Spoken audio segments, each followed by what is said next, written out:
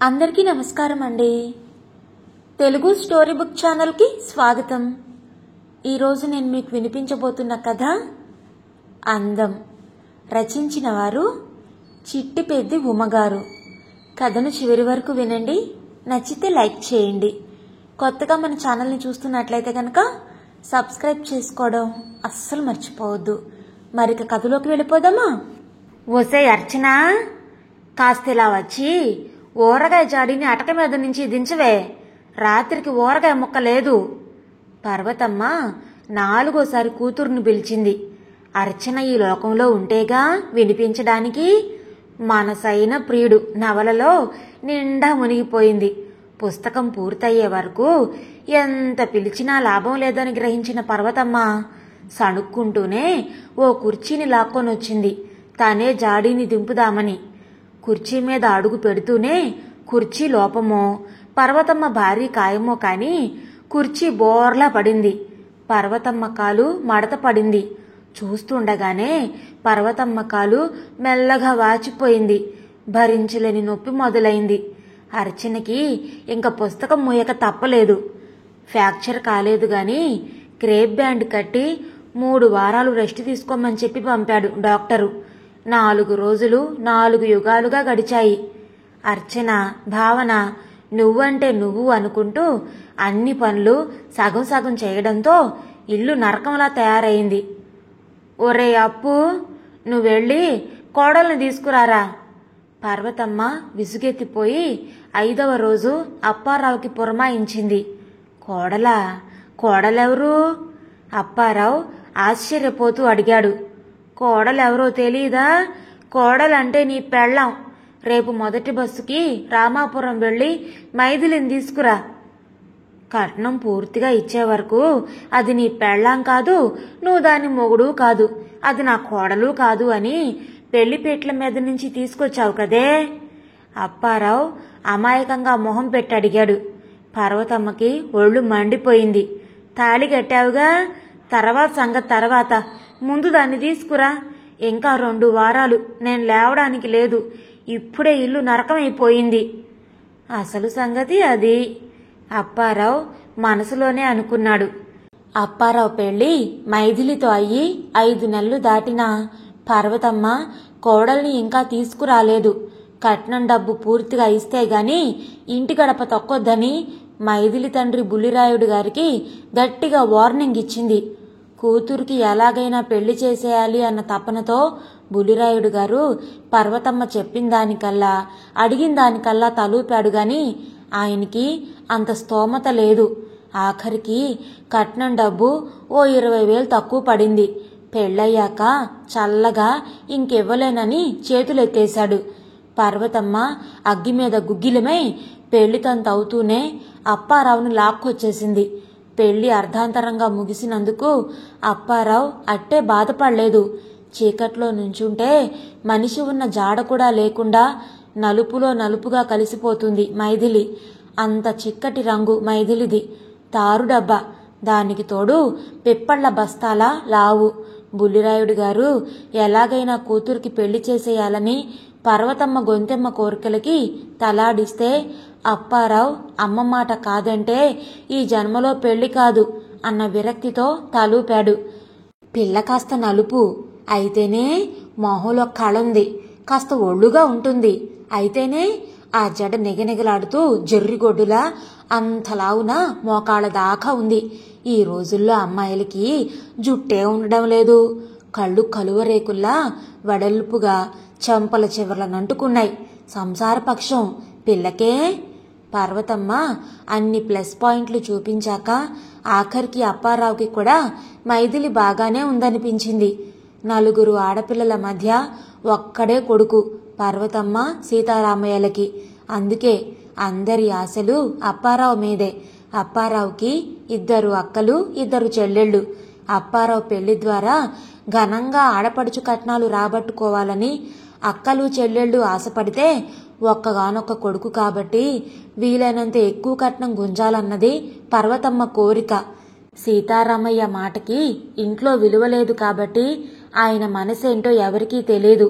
అందరి కోరికలు తీర్చే సంబంధం ఒక్కటి రాకపోవడంతో అరడజనేళ్లుగా ఏడాదికి 10 సంబంధాలు చొప్పున చూసినా అప్పారావుకి పెళ్లి గడియలు రాలేదు.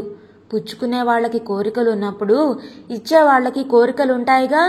పోస్టాఫీసులో గుమస్తా ఉద్యోగం చేస్తున్న అప్పారావు అందగాడైనా అంత ధర పలకడని కొన్ని బేరాలు వెనక్కి వెళితే ఎదుగు బొదుగు లేని ఉద్యోగమని కొన్ని సంబంధాలు వెనక్కి వెళ్ళిపోయాయి. మీరే వెళ్ళి చూసిరండి, నాకు సెలవు లేదు. అప్పారావు 25 మంది అమ్మాయిల్ని చూశాక విసిగెత్తిపోయి అన్నాడు. ఎలాగూ తన అభిప్రాయం రెండో ప్రిఫరెన్సే. నువ్వు లేకుండా ఎలారా అప్పయ్యా? అయినా 4 సార్లు పిల్లని చూస్తామండం ఏం బాగుంటుంది? పర్వతమ్మ సాగదీసింది. అసలు సంగతి ఏమిటంటే అప్పారావు లేకుండా కూడా కొన్ని సంబంధాలు చూసొచ్చారు పర్వతమ్మ, ఆవిడ కూతుళ్ళు. కానీ ఆ పెళ్లి చూపుల తీరు కాస్త తేడాగానే ఉంది. పెళ్లి కొడుకు లేని పెళ్లి చూపులంటే స్వీట్లు, హాట్లు, మర్యాదలు ఏదో పేరుకే అన్నట్లుండేవి. కాఫీ తాగుతారా అని 4 సార్లు అడిగి మరీ మొహమాటానికి పోకుండా తాగుతాం, కతికితే అతకదు లాంటి చాదస్తాలు మాకు లేవు అంటే అప్పుడు తప్పదన్నట్లు నీళ్ల టీయో కాఫీయో వచ్చేది. అందుకే అప్పారావు లేకుండా పెళ్లి చూపులకి వెళ్ళకూడదు అన్న నిర్ణయానికి వచ్చారు పర్వతమ్మ అండుకో. అప్పారావు పెళ్లి చూపుల కథలు వాళ్ల ఊరికి ఇటో 50 మైళ్ళు అటో 50 మైళ్ళు వ్యాపించడంతో దగ్గర ఊళ్ళో వాళ్ళెవ్వరూ వాళ్ళ ఇంటి గుమ్మం తొక్కడం మానేశారు. బ్రహ్మచారి ముదిరినా బెండకాయ ముదిరినా సామెత ఎవరైనా గుర్తు చేయబోతే గయ్యమనేది పార్వతమ్మ. మొన్ననేగా 25 నిండే, మగవాడికి అదో వయసా? అయినా పూర్వాషాఢ వాళ్ళకి కాస్త ఆలస్యం అవుతుందని గుళ్ళో శాస్త్రులు గారు అన్నారు. అప్పారావు వయసును 5 ఏళ్లు తగ్గించేసింది పర్వతమ్మ. ఆఖరికి అనుకున్నంత కట్నం, కోరుకున్న ఆడపడుచు లాంఛనాలు ఇస్తామన్న బుల్లిరాయుడు గారి సంబంధం ఖాయం చేసుకున్నారు. అప్పారావు అమ్మాయి అంత బాగుండలేదు అని అనబోయి ఏదో ఒకటి అసలు పెళ్ళంటూ అవుతుంది అదే చాలు అని నోరు మూసుకున్నాడు. మర్నాడు అప్పారావు మొదటి బస్సుకి వెళ్లే వరకు పర్వతమ్మ కోడలు కోడలు అని పలవరిస్తూనే ఉంది. అప్పారావు రామాపురం అత్తగారింట్లో అడుగు పెట్టగానే ఆ ఇంట్లో కొత్త ఉత్సాహం, సంతోషం వెల్లివిరిశాయి. బుల్లిరాయుడు గారు అల్లుణ్ణి ఆప్యాయంగా పలకరించి మర్యాదలు చేశాడు. బావుమరుదులు, మరదళ్ళు బావా బావా అంటూ అప్పారావు చుట్టూ తిరిగారు. బుల్లిరాయుడు గారికి మైథిలి పెద్దమ్మాయి, ఆ తర్వాత 3 అబ్బాయిలు, ఇంకో 2 అమ్మాయిలు. 14 ఏళ్ల వయసులో తల్లిపోవడంతో మైథిలి తమ్ముళ్ళని చెల్లెళ్ళని పెంచింది. మైథిలి వాళ్ళకి ఓ రకంగా అమ్మే. ఇంట్లో చాకిరీ కోసమైనా మైథిలిని తీసుకెళ్తా అండంతో అందరిలో ఆనందం పొంగింది. చిన్నా చితకా ఉద్యోగాలు చేస్తున్న 2 బావమరుదులు కట్నం డబ్బు త్వరలో ఇస్తామని ప్రామిస్ చేశారు. రాచ మర్యాదలంటే ఏమిటో అర్థమైంది అప్పారావుకి. అలాగే ఆప్యాయత అన్న పదానికి నిర్వచనము తెలిసింది. 1 రోజైనా ఉండాల్సిందే అని అందరూ పట్టుబట్టడంతో అప్పారావు అత్తగారింటి సుఖాన్ని ఆస్వాదించి మర్నాడు మైథిలిని తీసుకొని ఇంటికొచ్చాడు. ఇంటికి వస్తూనే పనిలో జొరబడింది మైథిలి. ఇంట్లో అడుగు పెట్టగానే పమిట కొంగు నడుం చుట్టూ బిగించి పరపరా పనిచేయడం మొదలుపెట్టిన మైథిలిని చూడగానే అందరి ప్రాణాలు కుదుటపడ్డాయి. మొదట్లో ఇంట్లో దొర్లుతున్న తారుడబ్బాలా కనిపించినా బొంగరంలా తిరుగుతూ అందరికీ అన్ని అమరుస్తున్న మైథిలి అందరికీ తల్లో నాలుకయింది. పర్వతమ్మకి కావలసినవన్నీ చూసుకోవడంతో పాటు ఆడపడుచులకి కాలేజీ టైంకి అన్నీ అమర్చి పెట్టేది. భావన, అర్చన వదినా వదినా అంటూ మైథిలి చుట్టూ తిరిగి నైస్గా ఆఖరికి తమ డ్రెస్సులు ఇస్త్రీ చేయించుకోవడం మొదలుపెట్టారు. 2 రోజుల్లో ఇంటి స్వరూపాన్నే మార్చేసింది మైథిలి. మూల మూలల నుంచి ఇంటిని శుభ్రం చేసి ఇంట్లో వస్తువులన్నీ ఓ పద్ధతిలో సర్ది ఇల్లు కలకల్లాడేట్లు చేసింది. ఇంట్లోనే కాదు బయట స్వరూపము మార్చేసింది. ఇంటి ముందున్న స్థలం, వెనక ఉన్న పెరడు అన్నీ శుభ్రం చేసి మొక్కలన్నీ ఓ క్రమంలో సర్దింది. పాదులు కట్టి గొప్పులు తవ్వింది. పండుటాకులు, చెత్తా చెదారంతో చీదరగా ఉండే పెరడు కొత్త కళని సంతరించుకుంది. పూట పూట రుచిగా కంచంలో పడుతున్న పదార్థాలు భోజన ప్రియుడైన అప్పారావు మనసుని దోచేశాయి. సీతారామయ్య గారికైతే కోడలు ప్రాణమైపోయింది. ఇల్లు తీర్చిదిద్ది రుచిగా వండి పెట్టే కోడలు మైథిలి అంటే ప్రత్యేకమైన అభిమానం, ప్రేమ ఆయనకి. తినగా తినగా అన్నట్లు చూడగా చూడగా మైథిలి మొహంలో నిజంగానే కళ కనిపిస్తుంది అప్పారావుకి. చిన్న చిరునవ్వుకే లోతుగా సొట్టలు పడే బుగ్గలు, తాజు పాములా లయబద్ధంగా ఊగే జడ, గుండ్రటి మొహం, చక్కని పలువరస, కాస్త లావైనా కాస్త నలుపైనా మైథిలి చక్కటి పిల్లే. ముఖ్యంగా తెల్లగా తలతల్లాడుతూ కాంతులీనే కళ్ళు మరీ బావుంటాయి అనుకున్నాడు అప్పారావు. ఒరేయ్, ఏదో తప్పక ఇంట్లో జరక్క దాన్ని పిలిపించాల్సి వచ్చింది. కానీ దాని మాయలో పడకు. రేపింకో నెల ఆగితే మీ చిన్నక్క పురిటికొస్తుంది. ఇంట్లో చచ్చేంత చాకిరి, కొన్నాళ్ళు ఉంచుకొని పంపిద్దాం. ఎలాగూ కట్నం వంకుందిగా. మంచి అందమైన అమ్మాయిని చూసి నీకు మళ్ళీ పెళ్లి చేస్తాను. పర్వతమ్మ అప్పారావుని మైథిలిని తీసుకురావడానికి ముందే హెచ్చరించింది. ఏమిటే పర్వతం, ఈ పిల్ల నీ కోడలు పెళ్లి చూపులకెళ్ళి కళ్ళు మూసుకున్నారేమిటి ఇంట్లో అందరూ? పర్వతమ్మకి అక్క వరసైన భానుమతి ఓ రోజు వాళ్ళింటికొచ్చి బొగ్గలు నొక్కుంది. ఏం చెప్పమంటావక్క, మోసం చేశారు. అంతా మా కర్మ. దీని చెల్లెల్ని చూపించి అన్నాక పెళ్లిలో దీన్ని కూర్చోబెట్టారు. పర్వతమ్మ నమ్మకంగా కదల్లి కళ్ళొత్తుకుంది. అప్పారావు తల్లి మాటలు విని నిర్ఘాంతపోయాడు. తను విన్నా మైథిలి చిరునవ్వుతో కాఫీ, టిఫిను ఇద్దరికీ అందించి నోరు మూసుకొని ఉండిపోవడం మరింత విస్తుపోయేలా చేసింది. ఏం మనిషి! ఇంకొకళ్ళైతే అక్కడికక్కడే అత్తగారనైనా చూడకుండా ఏకేయదు. అప్పారావుకి మైథిలిని చూస్తే జాలేసింది, ఆశ్చర్యం అనిపించింది. మైథిలి అని సీతమ్మవారి పేరు పెట్టుకున్నందుకు ఆ అమ్మకున్నంత ఓర్పుందనిపించింది. మైథిలి వచ్చి 4 నెలల పైనే అయింది. అప్పుడప్పుడు మైథిలితో మాట్లాడక తప్పడం లేదు అప్పారావుకి. నీకు కోపం రాదా? మా అమ్మ నీ మీద అంత పెద్ద అభాండం వేసింది. ఆ అమ్మ గుట్టు రట్టు చేస్తావనుకున్నాను. ఆ సాయంత్రం మొక్కలకి నీళ్లు పెడుతూ ఉంటే అక్కడికి వెళ్ళి అప్పారావు మెల్లగా అడిగాడు. దానివల్ల ఒరిగేదేముంది? మైథిలి తల వంచుకునే జవాబిచ్చింది. ఈ ఇంట్లో అందరూ నిన్ను అవసరానికే వాడుకుంటున్నారు. వీళ్లకి నువ్వు నమ్మకమైన పని మనిషి, వంట మనిషి. ఈ ఇంటి కోడలువని ఎవరూ అనుకోవడం లేదు. బహుశా ఆ స్థానం నీకెప్పటికీ దక్కదేమో. మా అమ్మ నాకు మళ్ళీ పెళ్లి చేస్తానని నీ ముందే అంటుంది. నీకు కోపం రాదా? రోషం లేదా? ఆవిడ్ని తప్పు పట్టడం ఎందుకు? అత్తయ్య అనేది సబబే. మీకు నేను తగను.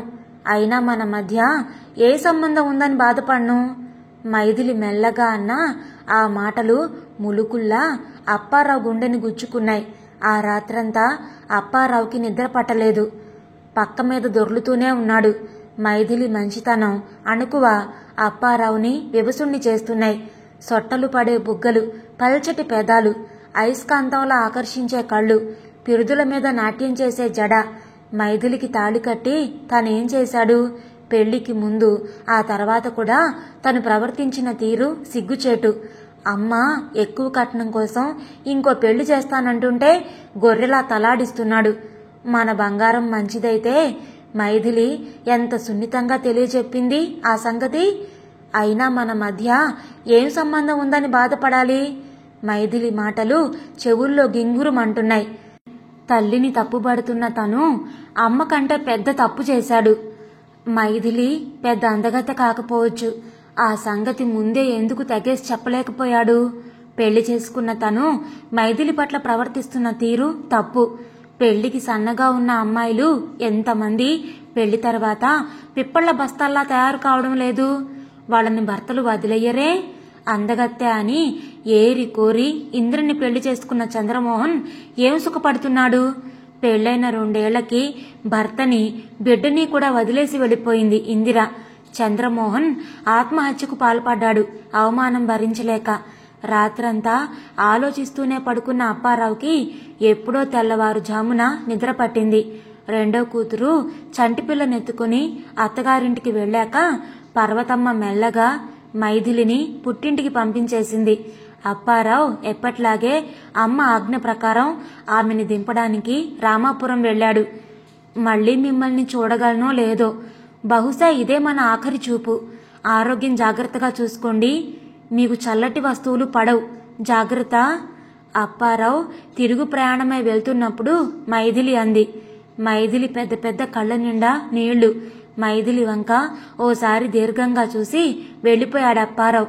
2 నెలల తర్వాత ఇంటి గుమ్మంలో నుంచున్న అప్పారావుని చూసి నిర్ఘాంతపోయింది మైథిలి. రండి, ఇంట్లో అందరూ కులాసాయేనా? బుల్లిరాయుడు గారు అల్లుణ్ణి చూసి మహదానందపడిపోయారు. ఎందుకొచ్చుంటారు? బహుశా విడాకులిస్తానని చెప్పడానికేమో, లేకపోతే 2వ పెళ్లి శుభలేఖ పట్టుకొచ్చారా? కాఫీ ఇస్తున్న మైథిలి మనసులో అన్ని సందేహాలే. మావయ్య గారు, నాకు హైదరాబాద్ ట్రాన్స్ఫర్ అయింది. మా ఆవిడ్ని తీసుకెళ్దామని వచ్చాను. లీవ్ ఎక్కువ లేదు, అందుకే ఈ రాత్రే వెళ్ళిపోతాం. అప్పారావు బుల్లిరాయుడు గారితో అంటుంటే వింటున్న మైథిలి బుగ్గలు సిగ్గుతో నిగారించాయి.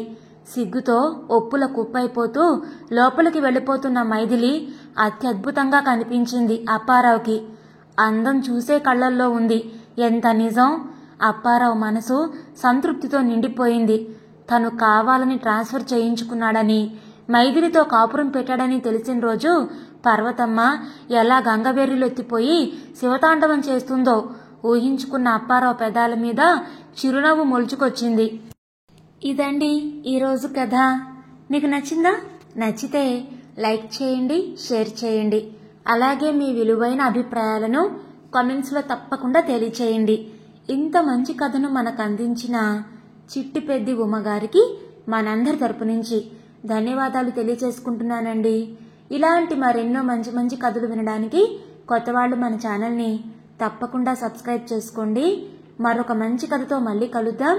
అప్పటి వరకు ఉంటానండి.